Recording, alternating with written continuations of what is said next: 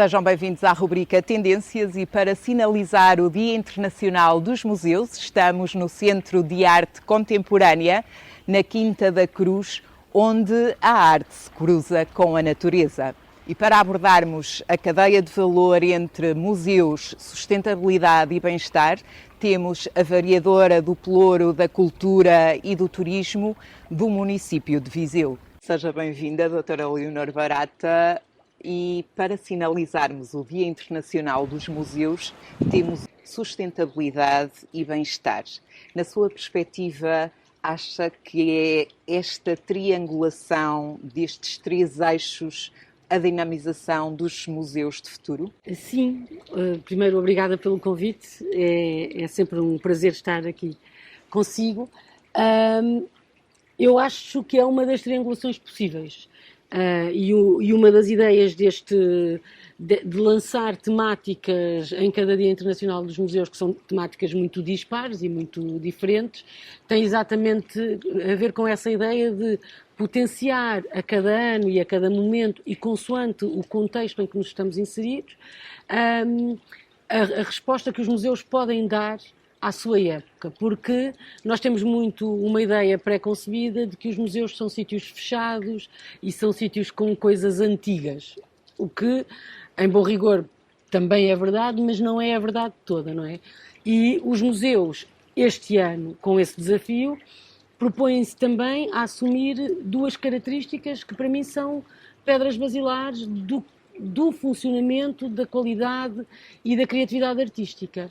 Tem a ver, primeiro, com o bem-estar e com a ideia também muito associada ao bem-estar da saúde mental e, portanto, os museus podem ser também fatores de promoção desse bem-estar e a passagem é mais ou menos óbvia e evidente, não é? Portanto, nós teremos tanto mais, ou estaremos tão melhores connosco próprios também quanto mais nos abrirmos para o mundo, não é? E para criarmos estes novos diálogos com o mundo.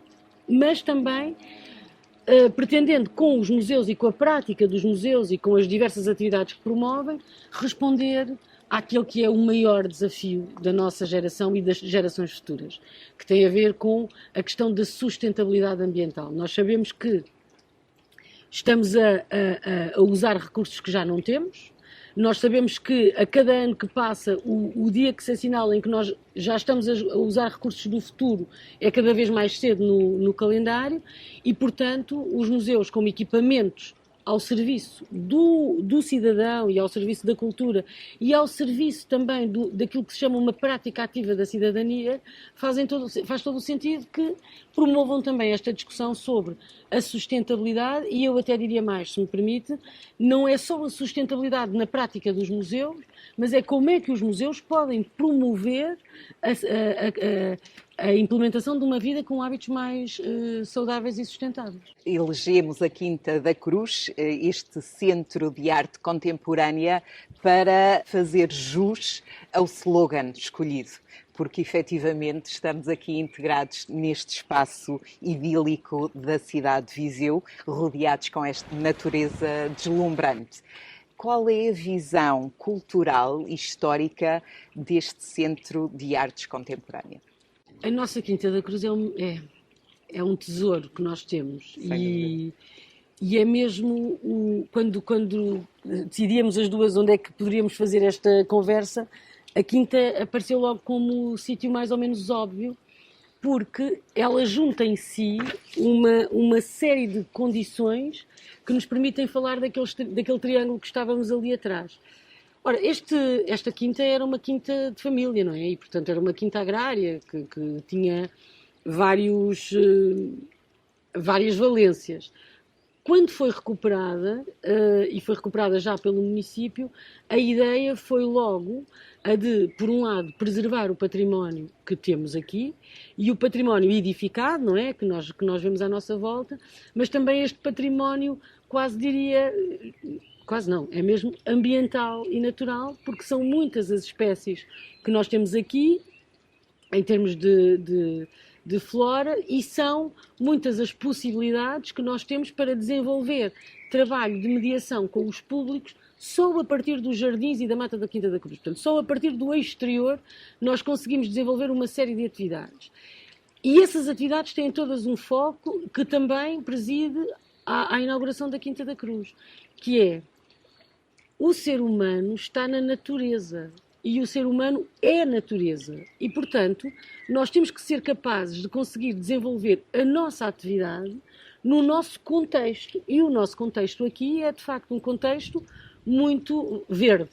E isso promove uma série de encontros e promove uma série de possibilidades de ligações. Mas depois acrescentámos uma nova camada à Quinta da Cruz, que foi a sua transformação num centro de criação e de arte contemporânea.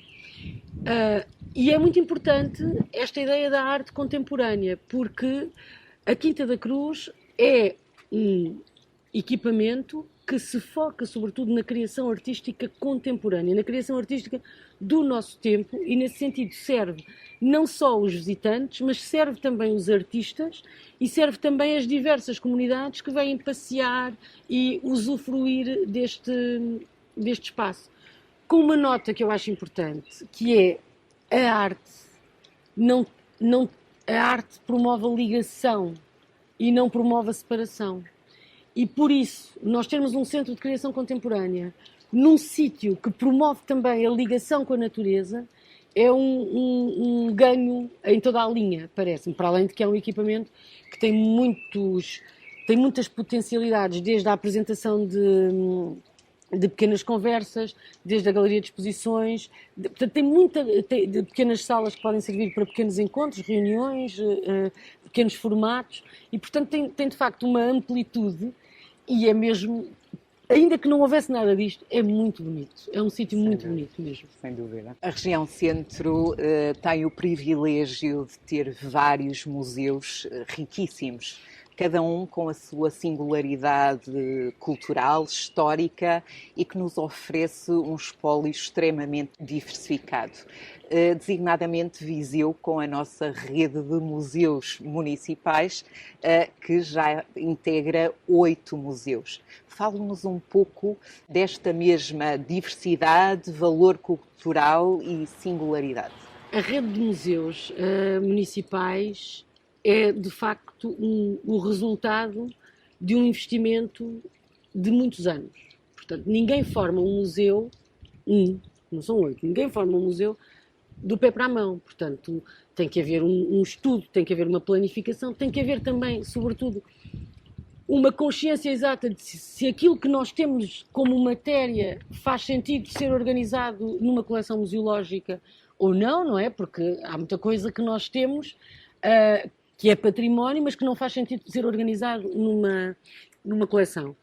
E a rede tem vindo a crescer ao longo dos anos para responder, por um lado, a essa necessidade de organizar património e de o classificar e de o poder estudar também, mas também para, de alguma maneira, responder àquilo que é a vontade e àquilo que a nossa comunidade merece, que é ter espaços em que a sua memória coletiva esteja, de alguma forma, homenageada, esteja organizada para os vindouros, não é? Porque, na verdade, um museu organiza aquilo que foi, não é? Para que aquilo que foi permaneça naquilo que vai ser, não é? A visão de futuro. E porque temos e este executivo tem essa consciência de forma clara, nós só somos se tivermos passado. Nós não nascemos hoje, agora de manhã acordámos e somos quem somos. Portanto, esta ideia de que há um passado que nos acompanha, mas que nos responsabiliza muito para o futuro. E isto é também essa, agora mudando um bocadinho de assunto, a questão da sustentabilidade. É que nós temos que ser responsáveis agora pelo que vamos deixar para os netos e para os... A nossa pegada. É evidente. E os museus, nesse sentido, também têm essa responsabilidade. Ora, os museus em Viseu são muito diversificados. Nós começamos logo, e falo brevemente assim só, temos o Museu Almeida Moreira, que, como sabe, foi durante muito tempo uma casa-museu e tem a ver com a coleção que o próprio Almeida Moreira formou, juntou, e é de facto um museu extraordinário na coleção que apresenta, sobretudo, de pintura do século XIX, por aí. com uma coleção muito, muito diversificada, porque o capitão gostava e colecionava de facto, e ainda bem agora para nós.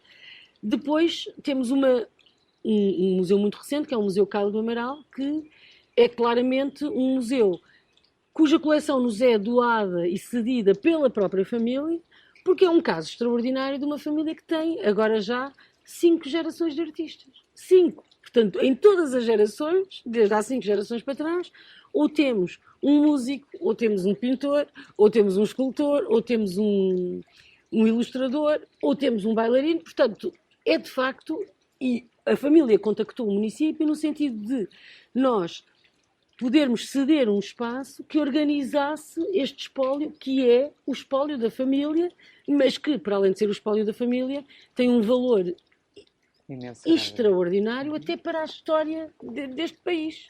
Porque como são 5 gerações para trás, não é? Nós conseguimos ir percebendo o que é que geracionalmente afetou. Depois temos o Polo Arqueológico, que tem a coleção do José Coelho, que, como nós também sabemos, era um arqueólogo famoso aqui da zona e que era uma espécie de Indiana Jones aqui do território, que andava a investigar sobretudo as pegadas megalíticas, e portanto de repente estamos a 6.000, quer dizer, para trás, estamos muito para trás, e que desde cedo teve a exata consciência de que tinha que preservar e de que tinha que assinalar os sítios, porque é difícil trazer as antas e os dólmenes para o museu, mas de facto estão todas sinalizadas neste momento e temos a coleção de estudo e os apontamentos e as pequenas peças que o José Coelho foi recuperando. E portanto este é o nosso polo arqueológico. Descendo ainda mais um bocadinho, que eu estou agora ali na Casa do Mirador, mas se eu descer um bocadinho, chego à Casa da Ribeira, onde temos, juntamente com o Museu do Linho, em Calde, os nossos museus de cariz mais etnográficos e que têm a ver com as tradições etnográficas, mas também as tradições de trabalho mais ligadas ao campo, à agricultura e aos trabalhos tradicionais.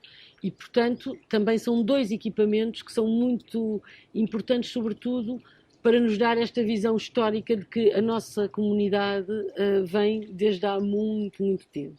E depois temos, claro, a Quinta da Cruz, que também já falámos e que se dedica sobretudo à cultura contemporânea. Com o alinhamento do valor geracional, analisamos que no Museu do Linho de Várzea de Calde e também na Casa da Ribeira existem oficinas para promover esta questão do saber fazer e valorizar, sobretudo, a componente dos artesãos.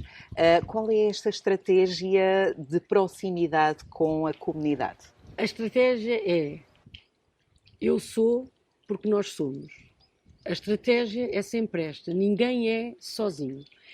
E não é sozinho com os nossos parceiros de idades próximas, como também não é sozinho numa sociedade, não é? Eu venho com o peso, ainda que, repare, depois nós podemos fazer tudo. Podemos contrariar a herança, dizer eu não tinha nada a ver com aquilo, podemos concordar com uma parte e discordar de outra, podemos destruir tudo. Mas a verdade é que nós somos relativamente, em relação, não é relativamente, nós somos em relação àquilo que também está lá para trás. Com uma coisa que eu acho particularmente bem conseguida nesses 2 equipamentos, que tem a ver com nós colocamos as gerações séniores a explicar e a partilhar com as gerações mais novas. Já nem temos, às vezes não é só uma questão de avós netos, às vezes é bisavós netos, porque os pequenitos são mesmo muito pequenitos e estou a falar do pré-escolar. É importante que ganhamos todos, não é? Os mais pequenitos porque percebem isto que acabei de dizer e porque têm acesso a mundos que, por muito que estejam ainda dentro do universo familiar, não estão dentro da mesma maneira, porque é diferente falar do que ver, ou ouvir falar do que ver, é diferente ver no tablet ou na televisão do que sentir. Portanto, são experiências diferentes. Mas também é muito engraçado para os mais velhos, porque de repente são obrigados, entre grandes aspas, a sair daquela zona de conforto e a ter que encontrar um discurso também para os mais novos, para além de que se encontram, não é? E o encontrar, os encontros são sempre positivos nesta... Eu acho que ganham anos de vida, distraem-se, divertem-se e, sobretudo, são úteis. Porque a questão da utilidade na vida, mesmo quando já acabou a época do trabalho, não é? É muito importante. As pessoas têm que se sentir úteis e têm que sentir que o seu papel e que o seu trabalho e que a sua função na sociedade é reconhecida. E nós temos muitas propostas para isso e temos muitas escolas também a desafiarem-nos para isso, que também é muito interessante, não é? Nós às vezes não propomos logo e já temos as escolas. Então, este mês não acontece. E isso é também o reconhecimento que o nosso trabalho está a ser reconhecido. A saúde aliada à arte vai ser uma partilha de saberes multidisciplinares que vão integrar especialistas quer da área da saúde, quer da área da arte e cultura, naturalmente. Qual é a visão com este debate a decorrer no Dia Internacional dos Museus? Foi a nossa maneira de responder ao tema lançado este ano para o Dia Internacional dos Museus. E o tema, felizmente também, é suficientemente abrangente para nós podermos escolher algumas linhas que possam sair dali. E o tema, como já falámos, também tem a ver com a questão da sustentabilidade, por um lado, saúde e bem-estar, por outro. E nós resolvemos pensar na questão da saúde e do bem-estar aliada à questão, como também já referi há pouco, da saúde mental, que é um tema que nos preocupa até pelos indicadores que temos, nomeadamente junto da comunidade mais jovem, e resolvemos juntar aqui ainda uma outra camada, e por isso é o título da conferência, O que pode um museu, que tem a ver com: será que nós, na nossa prática, e será que os museus, por existirem, podem de alguma maneira ajudar neste combate à promoção do bem-estar e à promoção de uma vida saudável? Como não éramos capazes de responder a isto sozinhos, não é? Resolvemos convidar 3 pessoas, todas elas excepcionais na minha ideia, mas muito diferentes. Começámos por convidar um psiquiatra, o Dr. Jorge Humberto Silva, psiquiatra de formação e, portanto, que certamente terá este olhar clínico sobre a questão da saúde mental. Depois, o Dr. Tiago Cruz, que é psicólogo de formação, mas está muito ligado, está muito ligado à questão das práticas do bem-estar e de uma vida mais harmoniosa e acompanhando, aliás, o espírito dos tempos. E depois o Dr. Rui Macário, que tem um projeto, acompanha-nos muito no município com diversos projetos, e tem um projeto chamado Memória Comum, em que, onde nesse projeto desenvolve muitas propostas para museus de vários tipos, portanto, com muitas, junta tanto as artes plásticas como as artes performativas, tem um projeto muito curioso chamado Museu do Falso, que é uma provocação, que é um museu de coisas falsas, portanto, e que, apesar de serem um museu de coisas falsas, se eu digo que é uma coisa verdadeira, passa a ser verdadeiro. É a Cila que me vai dizer, não, isso não é verdadeiro, não é? Portanto, e que joga muito com esta questão de as coisas são o que nós... Se nós nomeamos, as coisas tornam-se ou não verdade. Que é um bocadinho aquilo que nós pensamos em relação também aos museus. Se nós nomearmos os museus como espaços abertos e inclusivos, certamente será o primeiro passo para que eles se tornem espaços abertos e inclusivos. Para além de que, depois, há toda uma outra área que eu agora não vou desenvolver por ignorância, mas que estou certa que tanto o Dr. Jorge Humberto como o Dr. Tiago Cruz certamente vão falar disso, tem a ver com esta possibilidade da arte ser também terapêutica. E eu não acredito nada que a função da arte seja terapêutica. Acho que a função da arte é a função da arte e cada artista responderá por si. Mas esta possibilidade de que a arte pode ser terapêutica porque abre novos mundos, abre novas possibilidades, promove ligações diferentes, coisas que nós nunca tínhamos imaginado que pudéssemos pensar e de repente porque vemos um quadro ou porque ouvimos uma música ou porque sentimos, se calhar, e às tantas o problema que era gigante, visto do outro lado, não é assim tão importante. Ou porque permite uma coisa que é a fruição artística e ninguém consegue sobreviver sem esses momentos, porque cria espaços interiores, abre janelas internas que nos tornam a vida mais leve, não é? E mais feliz. Ou às vezes também há uma arte que não nos torna nada felizes e que nos deprime e nos inquieta, mas que nos faz sentir vivos, não é? E isso é também a função dos museus, e por isso é que eu estou também, como a Cila, muitíssimo curiosa sobre aquilo que eles vão dizer hoje à tarde. Sim. Doutora Leonor Barata, muito obrigada por esta partilha e contributo tão enriquecedor e pertinente para a vertente cultural e histórica da nossa cidade e território da região centro. Um bem-aja e até breve. Muito obrigada eu, e posso só aproveitar para desafiar a todos que nos acompanham para que visitem os nossos museus municipais, porque de facto há joias escondidas nestes edifícios e certamente muitos vão ficar surpreendidos. E obrigada pelo convite. Bem-aja e até breve. E concluímos assim com o desígnio de valor em torno dos museus da sustentabilidade e do bem-estar, com esta imersão idílica entre a arte e a natureza. Um bem-aja a todos por acompanharem a rubrica Tendências com o apoio do Turismo Centro de Portugal e da Aresp. Um bem-aja a todos e fiquem bem.